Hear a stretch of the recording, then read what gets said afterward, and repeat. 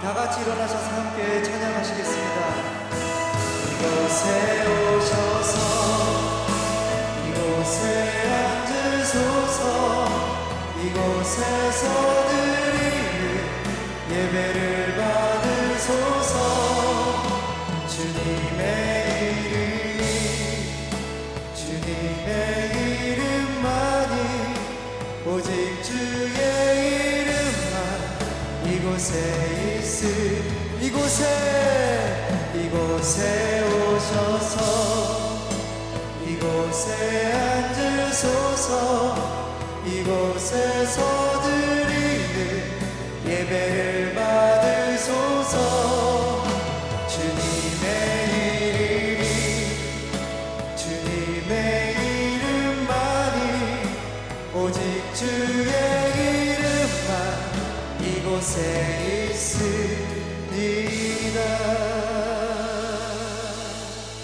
오늘도 우리 예배를 받으실 하나님께 우리 함께 찬양하겠습니다. 나의 안에 거하라. 나는 내 하나님이니 모든 환난 가운데 너를 지키는 자라. 두려워하지 말라. 내가 널 도와주리니 놀라지 말라. 내 손 잡아주리라. 나의 안에 거하라. 나의 안에 거하라. 나는 내 하나님이니 모든 환난 가운데 너를 지키는 자라. 두려워하지 말라. 내가 널 도와주리니 놀라지 말라. 내 손 잡아주리라.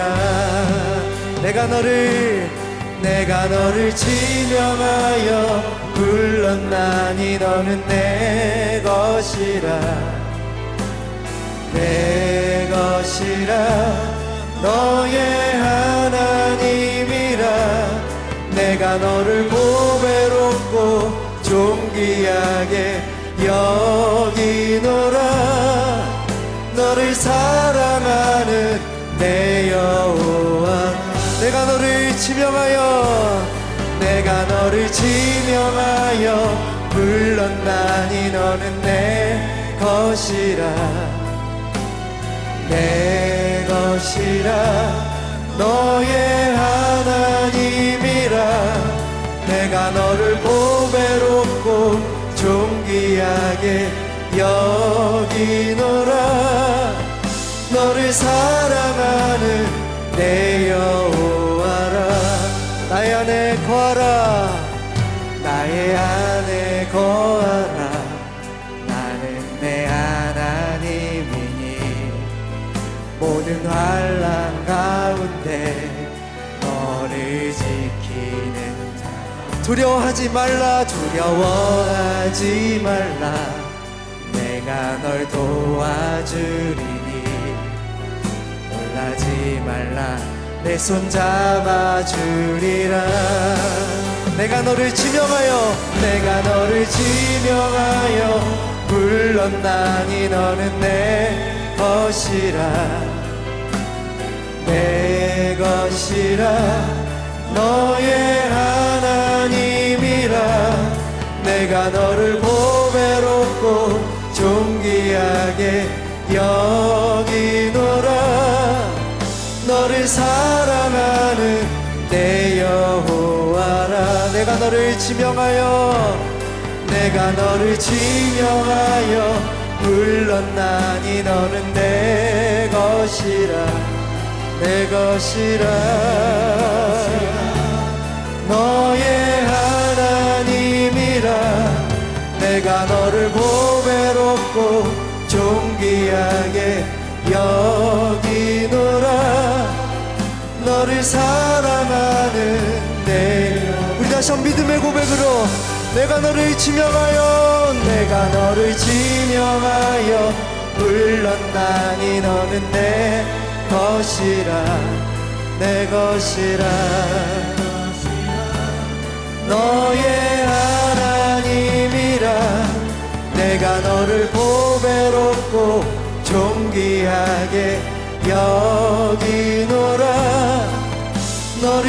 사랑하는 내 여호와라. 우리의 목소리로 내가 너를 지명하여 물러나니 없는 것이라. 내 것이라 너의 하나님이라. 내가 너를 보배롭고 존귀하게 여기노라. 너를 사랑하는 내 여호와라. 우리를 지명하여 부르신 주님께 영광의 박수를 올려드립시다. 함께 박수 치시면서 내 영혼 내 햇빛 비치니 주 영광 찬란해. 이 세상 어떤 빛보다 이 빛 더 빛나네. 주의 영광 주의 영광 빛난 광채 내게 비춰 주시옵소서. 그 밝은 얼굴 배울 나의 영혼 깊. 다시 한번 내 영혼에 빛빛 비치니 주 영광 찬란해. 이 세상 어떤 빛보다 이 빛 더 빛나네. 주의 영광 빛난 광채 내게 비춰 주시옵소서. 그 밝은 얼굴 배울 때 나의 영혼 기쁨. 내 영혼의 노래 내 영혼의 노래 있으니 주 찬양합니다. 아멘. 주 귀를 기울이시사 다 듣고 계시네. 주의 영광 빛난 광채 내게 비춰 주시옵소서. 그 밝은 얼굴 배울 때 나의 영혼 기쁘다. 내 영혼의 봄날 되어서 주 함께 하실 때 그 평화 내게 깃들고 주 은혜 넘치네. 주의 영광 빛난 광채 내게 비춰 주시옵소서. 그 밝은 얼굴 배울 때 나의 영혼 기쁨. 내 영혼의 희락이 내 영혼 희락이 있고 큰 소망 넘치네. 주 예수 복을 주시고 또 내려주시네. 주의 영광 빛난 광채 내게 비춰 주시옵소서. 그 밝은 얼굴 배울 나의 영혼 기쁨. 주의 영광 빛난 광채 내게 비춰 주시옵소서. 그 밝은 얼굴 배울 나의 영혼 기쁘다. 예수님 찬양 예수님 찬양 예수님 찬양 예수님 찬양합시다. 예수님 찬양 예수님 찬양 예수님 찬양합시다. 할렐루야 할렐루야 할렐루야 할렐루야. 예수님 찬양합시다. 할렐루야 할렐루야 할렐루야.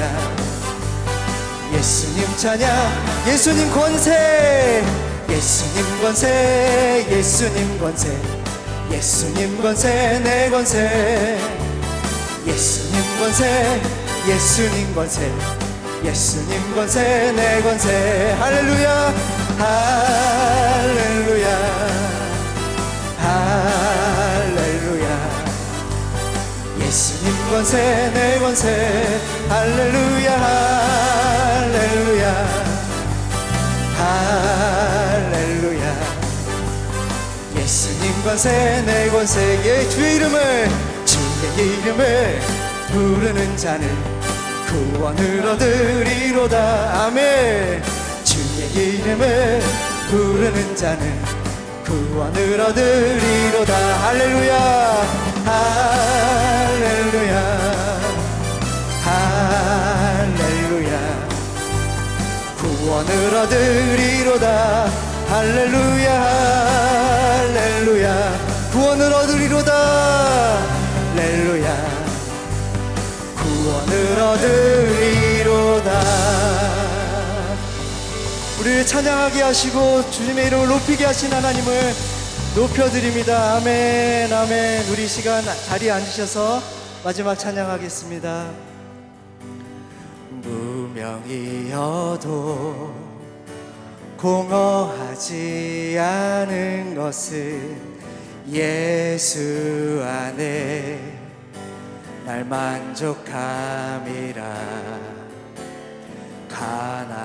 가난하여도 부족하지 않은 것은 예수 안에 오직 나는 부요함이라.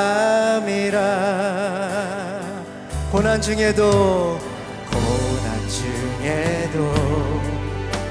견뎌낼 수 있는 것은 주의 계획 있기 때문이라. 실패하여도 일어설 수 있는 것은 예수 안에 오직 나는 승리함이라. 난 예수로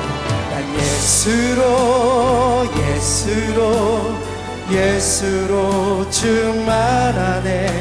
난 예수로 충만하네.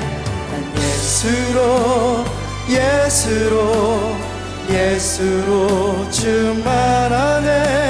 영원한 왕 내 안에 살아계시네. 내 몸이 약해도 낙심하지 않는 것은 예수 안에 난 완전함이라. 화려한 세상 부럽지 않은 것은 난 예수로 충만함이라. 아멘.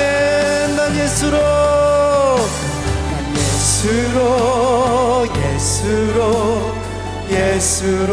충만하네. 세상 모든 것들도 부럽지 않네. 난 예수로 충만하네. 영원한 왕 내 안에 살아계시네. 난 예수로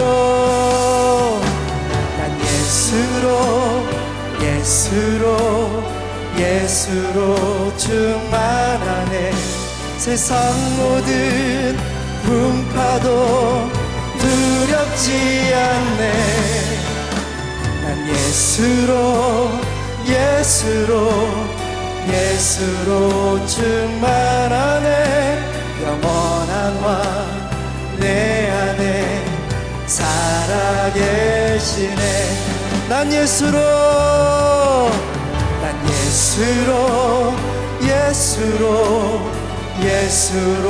충만하네. 난 예수로 충만하네. 난 예수로 충만하네. 영원한 왕 내 안에 살아. 우리 한 번만 더 고백합니다. 난 예수님 한 분만으로. 난 예수로 충만하네. 난 예수로 충만하네. 난 예수로 충만하네. 영원한 왕 내 안에 살아계시네. 우리 시간 함께 기도합시다. 하나님, 우리 삶이 가난할지라도 부할지라도 우리가 오직 예수님 한 분만으로 사랑과 은혜가 풍성하신 하나님 아버지, 존귀와 찬양과 경배와 영광을 올려드립니다. 죄와 죽음을 이기신 주님의 부활을 기념하면서 한 주간 기쁨과 소망으로 예수의 이름을 찬양하며 부활을 믿는 주의 백성들이 성령의 도우심을 입어 신령과 진정으로 예배를 올려드리오니 기뻐받아 주시옵소서. 인간의 몸을 입으시고 이 땅에 오셔서 십자가에 달려 죽으시고까지 하나님의 영광을 나타내고자 하셨던 주님, 은혜 받은 우리도 삶을 통하여 예수의 이름으로 찬양과 영광을 돌리고 싶었으나 그 기쁨이 일상의 시간에 파묻혀 부활의 주님이 우리와 함께 하심에도 불구하고 세상 염려가 앞서 주님의 일을 게을리하고 기도와 말씀 앞에 서지 못하여 하나님의 온전하신 뜻을 위해 열심으로 구하지 못했음을 용서하여 주시옵소서. 십자가의 은혜 안에서 협력하여 하나 되지 못하고 나의 의의를 나타내며 순종하지 못하는 죄의 속성을 이 시간 회개하오니 나약한 믿음을 불쌍히 여기시고 긍휼을 베풀어 주시옵소서. 생명이 되시는 주님, 부활의 주님을 믿고 의지함으로 예수 그리스도의 사랑을 나누는 베다니 공동체 모두가 하나 되어 헌신할 수 있는 힘과 능력을 허락하여 주시옵소서. 주님과 함께 동행하며 살아갈 때 겸손히 무릎 꿇고 심령이 가난한 자, 애통한 자가 되어 갈급한 심령으로 성령의 인도하심에 순종하며 영광 돌리는 그리스도의 몸된 지체들 되게 복내려 주시옵소서. 주님의 피로 값주고 사신 베다니 공동체가 영생의 소망이 넘치는 교회가 되기를 소망합니다. 선교적 사명을 감당하여 이 땅에서 진리를 몰라 방황하는 수많은 사람들에게 영생은 곧 유일하신 참 하나님과 아버지께서 보내신 자 예수 그리스도를 알고 믿는 이 복음을 통하여 삶의 희망과 부활의 소망을 증거하고 우리의 삶 속에서도 예수 그리스도의 마음을 품어 성령의 열매를 맺어가는 교회 되게 하여 주시옵소서.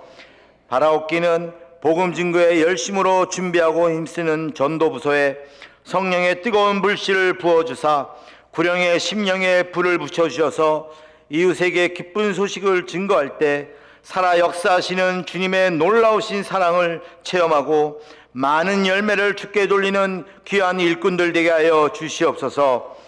찬양받기 합당하신 주님, 우리의 마음을 모아 주 영광 찬양대의 찬양을 기뻐 받으시고 거룩한 예배를 위해 힘쓰고 수고하는 손길들을 기억하셔서 하나님과 함께하는 기쁨으로 충만하게 채워 주시옵소서. 아버지의 말씀은 진리이오니 진리로 우리를 거룩하게 하여 주셔서 이 시간 복된 말씀을 증거하시는 목사님을 성령께서 강력히 붙드시고 인도하여 주셔서 은혜를 사모하는 저희들에게 생명의 역사가 넘쳐나게 하여 주시옵소서. 사망 권세를 이기시고 부활하시어 우리 안에 함께 하시는 예수 그리스도의 이름으로 기도드립니다. 아멘. 오늘 하나님께서 우리에게 주시는 말씀은 신약성경 마태복음 5장 1절부터 4절까지 말씀입니다. 마태복음 5장 1절부터 4절까지 말씀. 제가 갖고 있는 성경은 신약 5면에 있습니다. 마태복음 5장 1절부터 4절까지 말씀을 합독하겠습니다. 예수께서 무리를 보시고 산에 올라가 앉으시니 제자들이 나아온지라. 입을 열어 가르쳐 이르시되 심령이 가난한 자는 복이 있나니 천국이 그들의 것이며 애통하는 자는 복이 있나니 그들이 위로를 받을 것이며. 아멘. 이는 하나님의 말씀입니다. 이 시간 주영광 찬양대 찬양 후에 담임 목사님께서 산상수훈 복 있는 자라는 제목으로 말씀 선포하실 때 많은 은혜 받으시기 바랍니다.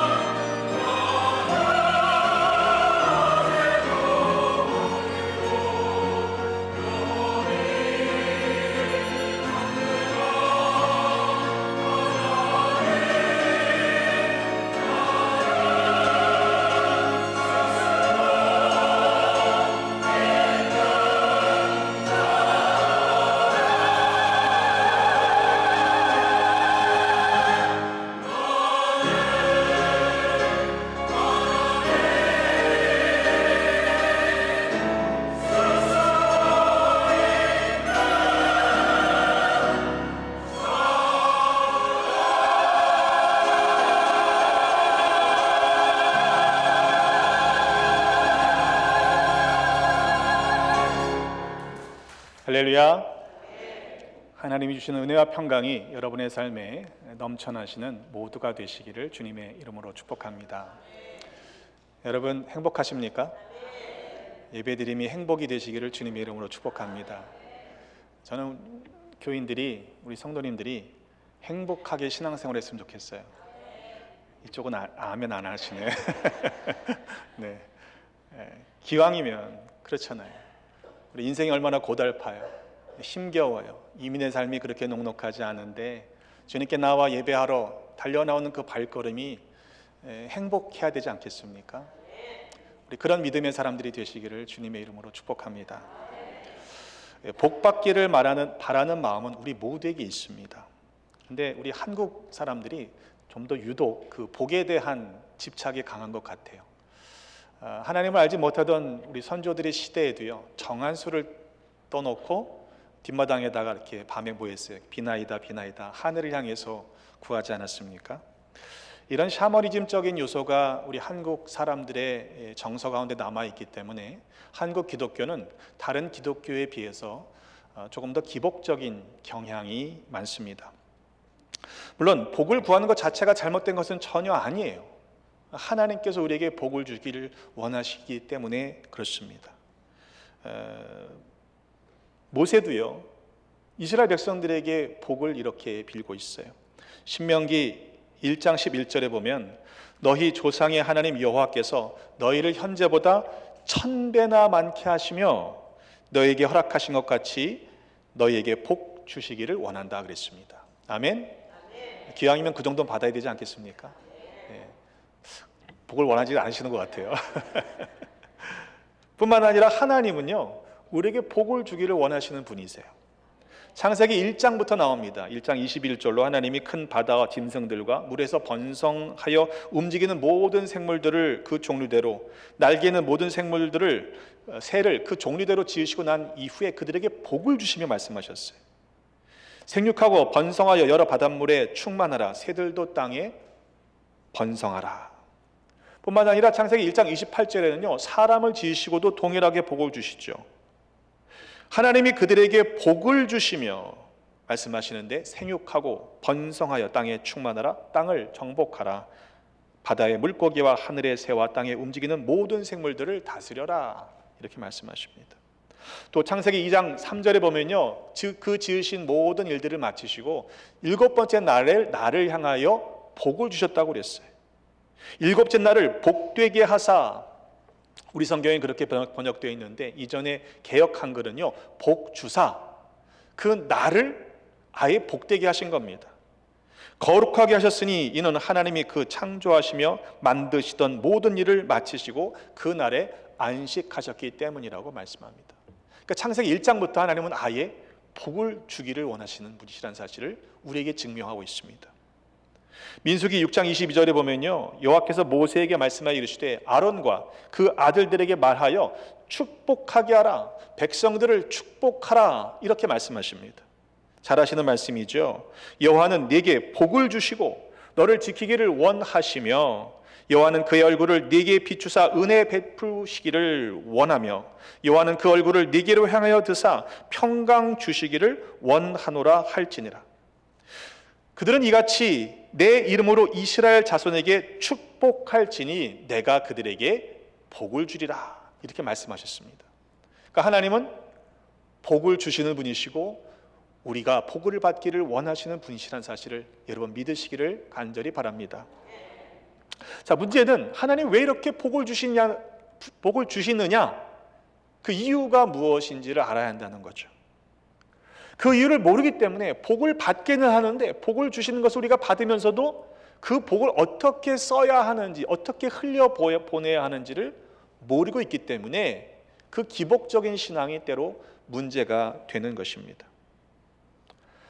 창세기 12장의 말씀을 보면 하나님께서 아브라함에게 떠나라, 본토 아비집을 떠나라 말씀하십니다. 너희 고향과 친척과 아버지의 집을 떠나 내가 네게 보여줄 땅으로 가라. 내가 너로 큰 민족을 이루고 네게 복을 주어 네 이름을 창대하게 하리니 너는 복이 될지라. 여러분, 아예 복이 되라고 명령하십니다. 너를 축복하는 자에게는 내가 복을 내리고 너를 저주하는 자에게는 내가 저주하리니 땅의 모든 족속이 너로 말미암아 복을 얻을 것이라 하신지라. 하나님께서는요, 우리에게 복을 주시고 또한 그 복을 우리가 누리기를 원하십니다. 뿐만 아니라 우리가 복이 되게 하시고 모든 민족이 우리를 통하여 하나님이 주시는 그 복을 얻기를 원하시는 분이신 줄로 믿습니다. 근데 여기에 우리의 그 축복의 원리가 숨어 있어요. 아브라함을 축복하는 자에게는 하나님이 복을 주시고 아브라함을 저주하는 자에게는 하나님이 저주하신다 그랬습니다. 그런데 하나님이 원하시는 게 뭐예요? 모든 민족이 복을 얻기를 원하신단 말이에요. 그렇다면 아브라함은요, 다른 사람들로 하여금 자기를 축복하게 하는 삶을 살아야 하는 거죠. 그만큼의 책임 있는 믿음의 삶을 살지 않고 만약 다른 사람이 나를 저주하게 되면 그가 하나님의 저주를 받게 된다는 거죠. 나를 위해 이용할 것이 아니라 하나님이 모든 민족을 복 주기를 원하신다는 사실을 안다면 먼저 복받은 우리도 그렇게 믿음의 삶을 살아가야 되는 줄로 믿습니다. 이 복과 축복에 대한 용어를 좀 정리할 필요가 있어요. 우리말에는 이게 혼용되는 경우가 많습니다만 이 복과 축복은 엄격하게 말하면 구별해서 사용해야 합니다. 복은요, 하나님이 주시는 게 복입니다. 근데 축복은요, 실은 사람이 하는 거예요. 복을 빈다라는 뜻을 가지고 있기 때문에 그렇습니다. 이 축자가 그렇습니다. 그래서 하나님 축복해 주세요 라고 하는 표현은요, 그 의미는 이해가 되지만 엄밀하게 말하면 정확한 표현은 아닙니다. 하나님은 복을 비시는 분이 아니라 복을 주시기 때문입니다. 이 축복의 축자는요, 빌다, 기원하다라는 뜻을 가지고 있는데 이 한자를 분해해 보면 보일 시자와 맏형자가 있어요. 그러니까 맏형이 음식을 차려놓고 그리고는 저건 복자고요. 그리고 형이 마디가 장자가 무릎을 꿇고 제사하는 모습을 가리키는 것이 축자입니다. 그러니까 그렇게 음식을 제사를 드리면서 축문을 읽는 모습이 이게 빈다는 뜻이거든요. 근데 복자는 이제 보여주시면 돼요. 이 복자는 회의 문자, 형성 문자, 이게 두 개의 뜻이 합쳐진 글자인데 음식을 차려놓고 제사를 드리는 모습입니다. 그래서 하늘로부터 복을 받는다 이런 뜻을 가지고 있습니다. 근데 이 사전에 보니까 이 복자가요, 그냥 행복, 다행 이런 뜻만 있는 게 아니고요, 은혜, 은총을 가리키는 의미가 한자 사전에 있습니다. 여러분 새해 인사 어떻게 하시나요? 새해 복 많이 받으세요. 얼마나 우리가 복을 좋아해요. 그래서 보통 아이들한테 뭘 채워주죠? 복주머니 한번 보여주세요. 왜 안 나올까요? 복주머니 있습니다.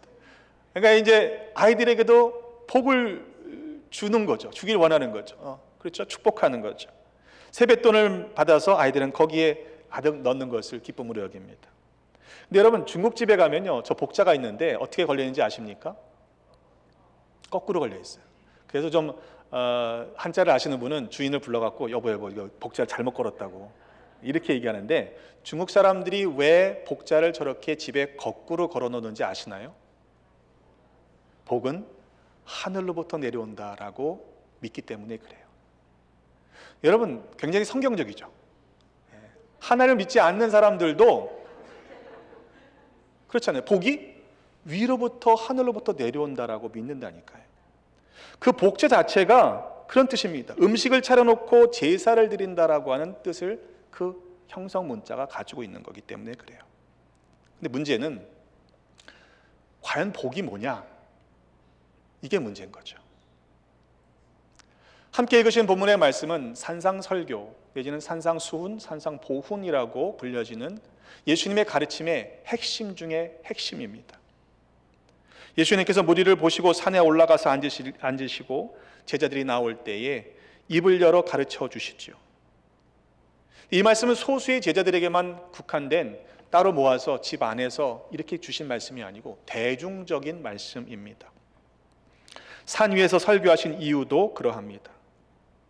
웨슬리 목사님의 표준 설교가 42편인데요. 그 중에 13편이 이 산상설교입니다.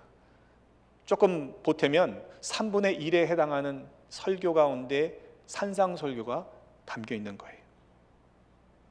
웨슬리 목사님의 경우에는 이 산상설교의 내용을 요약하는데, 예수님께서 이 땅에 성육신하신 이유가 무엇인가? 우리로 하여금 하늘로 가는 길을 가르쳐 주시기 위함이다.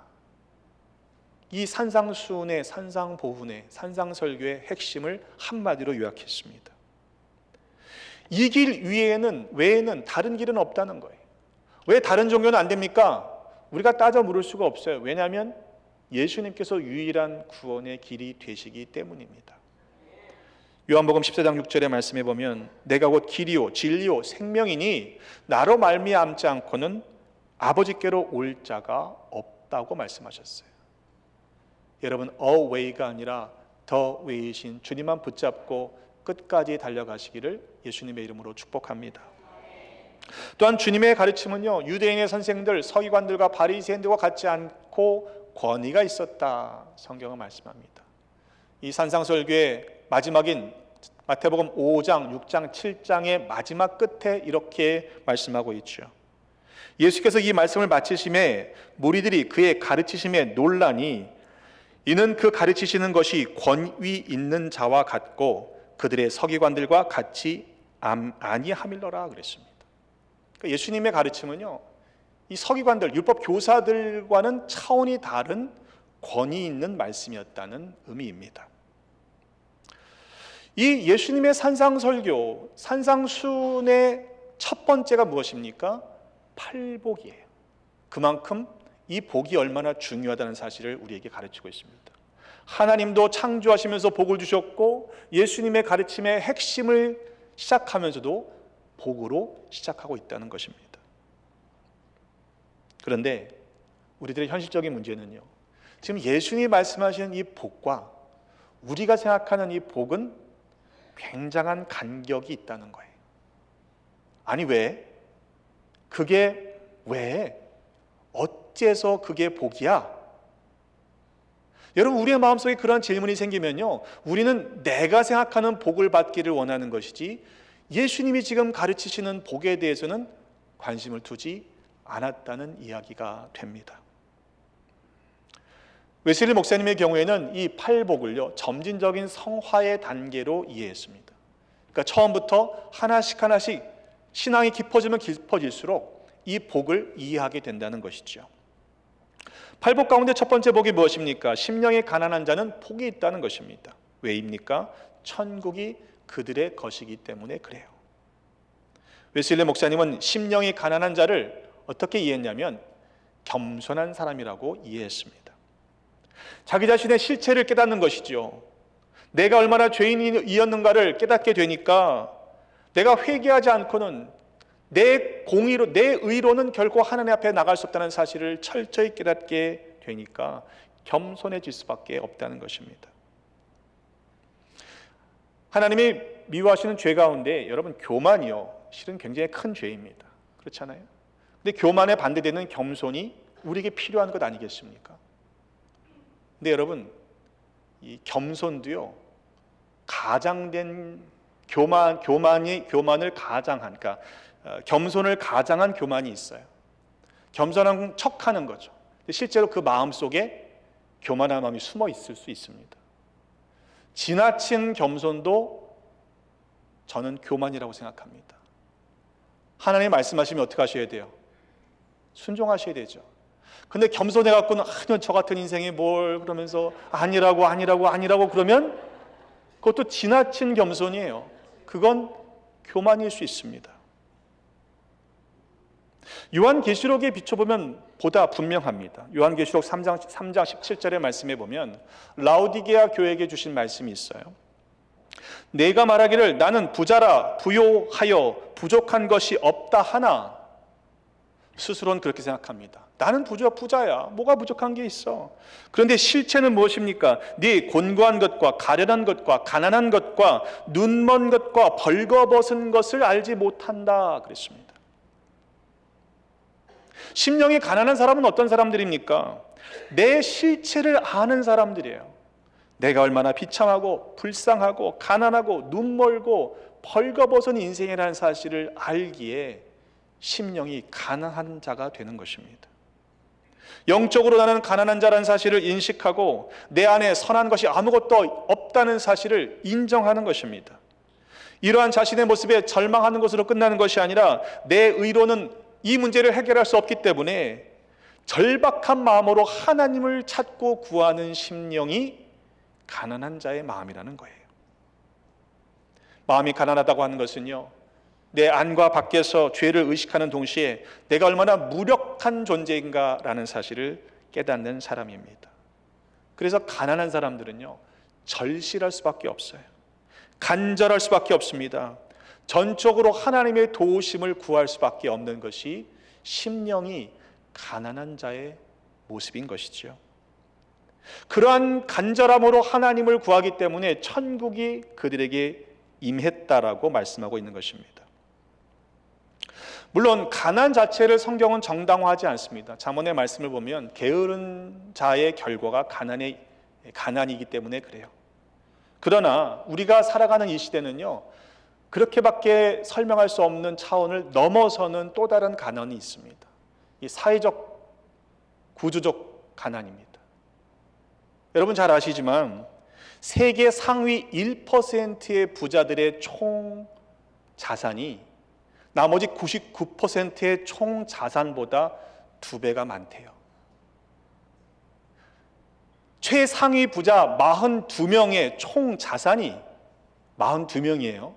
세계 최고 부자의 42명의 총 자산이 최하위 가난한 사람들의 37억 명의 자산보다 많다고 합니다. 여러분, 이것을 정당화하기는 참 어렵지 않습니까? 그러나 성경은요, 그렇다고 해서 가난 자체를 정당화하거나 두둔하지 않습니다. 출애굽기 23장 3절의 말씀에 보면 가난한 자의 송사라고 해서 편벽되이 두둔하지 말라고 그랬어요. 불쌍하다고 판결을 봐주면 안 된다는 것입니다. 가난이 죄가 되는 것도 물론 아닙니다. 우리 중에 가난하기를 원하는 사람이 누가 있습니까? 가능하면 부자가 되고 싶은 마음이 다 있지 않습니까? 근데 성경은 이렇게 경고합니다. 디모데전서 6장 9절로에 보면요, 부하려 하는 자들은 시험과 올무와 여러 가지 어리석고 해로운 욕심에 떨어진다고 그랬어요. 곧 사람으로 파멸과 멸망에 빠지게 하는 것이라고 그랬습니다. 뿐만 아니라 돈을 사랑함이 일만 악의 뿌리가 된다고 분명하게 경고하고 있습니다. 근데 알면서도 어떻게 합니까? 우리는 그래도 부자가 되려고 하잖아요.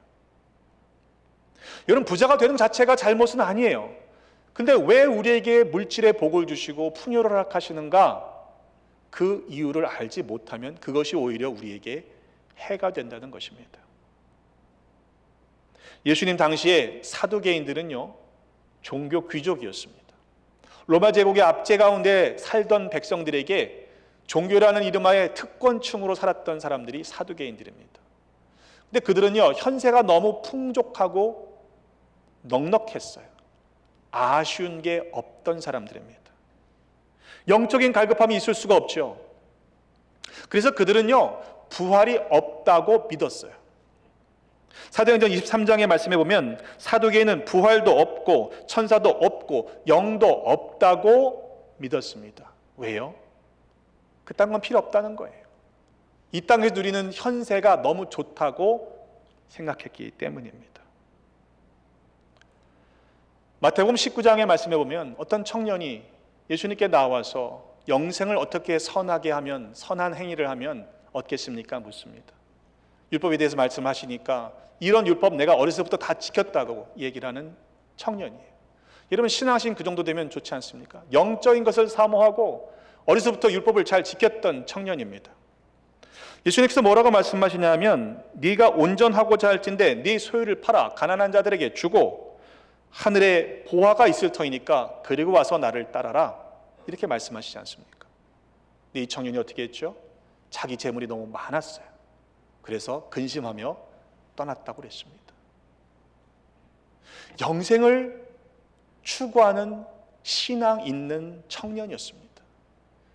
근데 그가 떠난 이유가 무엇입니까? 하늘의 보화보다, 영생보다 자기가 가진 많은 재물이 더 크게 느껴졌기 때문일 것입니다. 예수님께서 뭐라고 말씀하십니까? 부자가 천국에 들어가기 어렵다. 여러분, 이 말씀이 들려지는 은혜가 있기를 간절히 바랍니다. 놀라운 것은요, 사실 우리는 다 부자가 되길 원하는데 아굴이라는 사람은요 그걸 원하지 않았어요. 잠언 30장에 보면 그는 이렇게 두 가지를 구하고 있습니다. 여러분, 하나님께서 두 가지의 제목을 들어줄게, 그럼 뭘 구하시겠어요? 한번 생각해 보세요. 뭘 구하시겠어요? 딱 두 가지만 들어줄게, 다 들어줄게. 내가 두 가지를 주께 구하였사오니 내가 죽기 전에 내게 거절하지 마시옵소서. 곧 헛된 것과 거짓말을 내게서 멀리 하옵시며 나를 가난하게도 마옵시고, 아멘이죠, 그죠? 근데 부하게도 마옵시고 오직 필요한 양식으로 나를 먹이시옵소서. 왜? 혹 내가 배불러서 하나님을 모른다, 여호와가 누구냐 할까 하오며, 혹 내가 가난하여서 도둑질하고 내 하나님의 이름을 욕되게 할까 두려워함이니이다. 아굴은 실은 가난한 것을 원하진 않았죠. 자기의 필요에 만족하며 살겠다, 그런 고백을 했던 사람입니다. 근데 여러분, 가난하면요 갈급할 수밖에 없지 않습니까? 시편 41편의 말씀을 보면 하나님이여 사슴이 시냇물을 찾기에 갈급함 같이 내 영혼이 주를 찾기에 갈급하니이다. 내 영혼이 하나님 곧 살아계시는 하나님을 갈망하나니 내가 어느 때에 나아가서 하나님의 얼굴을 배울까? 사람들이 종일토록 내게 하는 말이 네 하나님 어디 있느냐? 네 하나님 어디 있느냐? 하오니 내 눈물이 주야로 내 음식이 되었도다. 여러분, 이런 상황 가운데 간절하지 않은 인생이 누가 있습니까? 근데 그는요 절망하지 않습니다. 내 영혼아 내가 어찌 낙심하며 어찌 내 속에서 불안해하는가? 너는 하나님께 소망을 두라. 그가 나타나 도우심으로 말미암아 내가 여전히 찬송하리로다. 여러분, 사슴이요 아주 동산에서 시냇물이 졸졸졸 흐르는 그런 물을 찾아 돌아다니는 상황이 아니에요. 그 한 모금의 물을 마시지 못하면 죽을 수밖에 없는 절대절명의 살고 죽느냐의 문제가 달린 일입니다. 우리가 정말로 그러한 간절함으로 절박한 마음으로 하나님을 찾고 구하고 있느냐, 이 말이에요.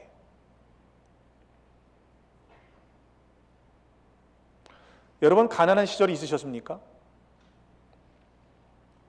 아마도 대부분은 가난한 시절이 있으셨을 거예요. 그렇잖아요.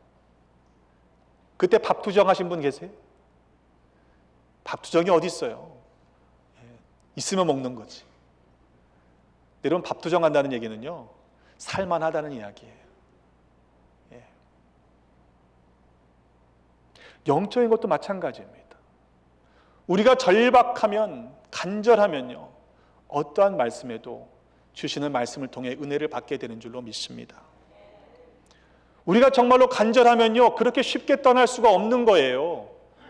그렇게 가볍게 포기할 수가 없는 것이 우리의 믿음 아닙니까? 근데 우리 한번 결정하는 것들을 보세요.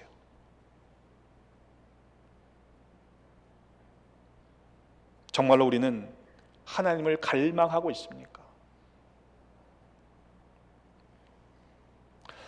저는 목사애들 태어나서 자라면서 넉넉하진 않았지만 가난하다고 생각해 본 적은 없습니다. 저는 이민 목회를 하면서 저희 가정은 가난을 배웠다, 이렇게 이제 고백을 하고 감사합니다. 가난한 마음을 이해하게 되는 거죠, 비로소. 첫 목회지에서는요 가난한 성도님들과 함께 살았습니다. 목회자에게 주시는 것은 월급이 아니라고 저는 이해를 해요. 일하는 것에 대한 대가가 아니라 교회가 주시는 것을 가지고 목사는 거기서 같이 맞춰 사는 것이거든요. 그걸 생활비로 저는 이해를 합니다. 근데 교회가 가난하니까 목사가 받는 생활비도 적을 수밖에 없지 않습니까? 때로 반찬 사는 것도 쉽지 않았던 시절입니다. 근데요 그 가난한 교인들의 마음이 더 넉넉했던 것 같습니다. 가끔씩 보면요 집의 문고리에 요만한 비닐봉투가 걸려 있어요. 대단한 거 아닙니다. 요만한 반찬 한 가지씩 더해서 주시는 은혜를 먹고 살았어요. 왜냐하면 자기 집에 냉장고가 비어있는 걸 아니까, 자기 집에 쌀독에 쌀이 모자라지는 것을 아니까 목사님은 어떻게 사시나 막 걱정했던 모양입니다. 근데 반면에 지난 목회지는요, 너무 풍족한 분들이 많았어요. 저렇게 살아도 되나 싶을 정도로 부자가 많았거든요. 근데요, 목사의 밥상을 걱정해 주시는 분들은 거의 없었습니다. 나빠서 그런 게 아니에요. 왜냐하면 본인들의 냉장고가 두세 개씩 꽉꽉 차 있잖아요. 쌀통에 쌀이 떨어져 본 적이 없잖아요. 그러니까 당연히 목사도 그렇게 살 거라고 생각하시는 거예요. 한 번은 어떤 교인이 저보고 유럽 가보셨냐고 그러시더라고요. 유럽 못 가봤는데요. 목사님 유럽 꼭 가보시라고. 이태리는 정말 가봐야 될 곳이라고. 왜냐면 이태리에 본인 별장이 있거든요. That's it. 목사가 당연히 갈 수 있다고 생각하시는 거예요. 여러분 그렇지 않습니다. 그러니까 나빠서가 아니에요. 제가 만약에 빌려달라고 했으면 그 별장 빌려주셨을 거예요. 하지만 다른 사람들의 마음을 헤아리는 여유가 없었던 거죠. 빌립보서 4장 12절의 말씀에 나는 비천에 처할 줄도 알고 풍부에 처할 줄도 알아. 모든 일 곧 배부름과 배고픔과 풍부와 궁핍에도 처할 줄 아는 일체의 비결을 배웠다고 그랬어요. 제가 그만큼까지는 아니어도 하나님이 어떻게 하시든 순종할 수 있는 믿음은 배운 것 같습니다. 저는 가난했지만 행복했습니다. 어려운 목회였지만 성도들과 함께 천국의 기쁨을 맛볼 수 있었기 때문에 그래요. 여러분 우리의 상황 때문에 슬퍼하지 마시고 천국을 소유한 복 있는 자로 살아가시기를 주님의 이름으로 축복합니다. 두 번째 복은 무엇입니까? 애통하는 자는 복이 있나니 그들이 위로를 받을 것이라고 말씀하고 있습니다. 이 애통이라는 단어는 헬라어 가운데 슬픔 가운데 가장 큰 슬픔을 가리키는 단어입니다. 여러분 그냥 슬픈 게 아니에요. 가슴이 찢어지는 아픔입니다.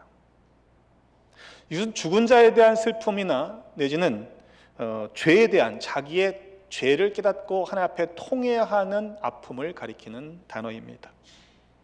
스가랴서 12장 10절의 말씀에 내가 다윗의 집과 예루살렘 주민에게 은총과 간구하는 심령을 부어주리니 그들이 그 찌른 바 그를 바라보고 그를 위하여 애통하기를 독자를 위하여 애통하듯 하며 그를 위하여 통곡하기를 장자를 위하여 통곡하듯 하리라.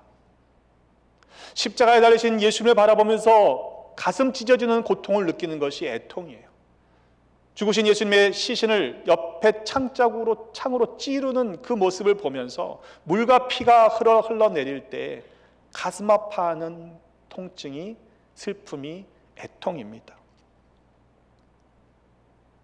예수님께서 그 애통이 왜 일어나는지를 분명하게 말씀하고 있지는 않습니다만 이 순서를 보면, 팔복의 순서를 보면 짐작할 수 있습니다. 심령이 가난한 자가 자기의 죄악된 모습을 발견하고 나서 하나님 앞에 가슴 찢어지듯 회개하는 그 아픔, 슬픔, 그것이 애통이라고 이해할 수 있습니다. 애통은 하나님과 우리 인간의 사이를 갈라놓는 죄에 대하여 슬퍼하고 가슴 아파하는 통회의 심정입니다. 그런데 이러한 애통하는 자에게 하나님께서 위로하신다 때문에 그것이 복이라고 말씀하시는 것입니다. 이 위로라는 단어는요, 곁으로 부른다 이런 뜻이 있어요. 원어의 뜻에 자기 자신의 죄에 대해서 슬퍼하고 애통하는 사람은요, 하나님께서 곁으로 불러주셔서 위로해 주신다는 의미입니다. 요엘서 2장 12절로의 말씀에 보면 여호와의 말씀에 너희는 이제라도 금식하며 울며 애통하고 마음을 다하여 내게로 돌아오라 라고 말씀하셨어요. 너희는 옷을 찢지 말고 마음을 찢고 너희 하나님 여호와께로 돌아올지어다. 그는 은혜로우시며 자비로우시며 노하기를 더디하시며 인애가 크시사 뜻을 돌이켜 재앙을 내리지 아니하시나니 주께서 혹시 마음과 뜻을 돌이키시고 그 뒤에 복을 내리사 너희 하나님 여호와께 소제와 전제를 드리게 하지 아니하실는지 누가 알겠느냐. 여러분, 하나님 앞에 나와 예배 드리시는 것이 복이라는 사실을 감사하시기를 바랍니다. 여러분, 드리고 싶어도 드리지 못하는 분들이 있잖아요. 왜 그것이 복이 된다고 말씀하십니까? 애통하는 자에게는요, 그 애통의 문제들이 해결될 것이라고, 사라질 것이라고 약속하고 있기 때문에 그래요. 예수님께서 거듭 떠나가신다고 말씀하시니까 제자들이 불안한 마음에 도대체 무슨 말씀을 하시는 거야? 서로 문의할 때 예수님께서 대답하십니다. 내 말이 조금 있으면 나를 보지 못하겠고 또 조금 있으면 나를 보리라. 도대체 이게 무슨 말씀이에요? 내가 진실로 너희에게 이르노니 너희는 곡하고 애통하겠으나 세상은 기뻐하리라. 너희는 근심하겠으나 그러나 너희 근심이 도리어 기쁨이 되리라. 여자가 해산하게 되면 그때가 이르렀으므로 근심하나 아기를 낳으면 세상에 난 기쁨으로 말미암아 그 고통을 다시 기억하지 아니하느니라. 지금은 너희가 근심하나 내가 다시 너희를 보리니 너희 마음이 기쁠 것이요 너희 기쁨을 빼앗을 자가 없으리라. 계시록 7장 17절에도 보좌 가운데 계신 어린 양이 그들의 목자가 되사 생명수 샘으로 인도하시고 하나님께서 그들의 눈에서 모든 눈물을 씻어 주실 것이라고 말씀했습니다. 계시록 21장 3절로에 보면 큰 보좌에서 큰 음성이 나서 이르되 보라 하나님의 장막이 사람들과 함께 있음에 하나님이 그들과 함께 계시리니 그들은 하나님의 백성이 되고 하나님은 친히 그들과 함께 계셔서 모든 눈물을 그 눈에서 닦아 주시니 다시는 사망이 없고 애통하는 것이나 곡하는 것이나 아픈 것이 다시 있지 아니하리니 처음 것들이 다 지나갔기 때문이라고 말씀하고 있습니다. 여러분, 우리 가운데 혹 가슴이 찢어지는 애통의 눈물이 있으신 분들이 있습니까?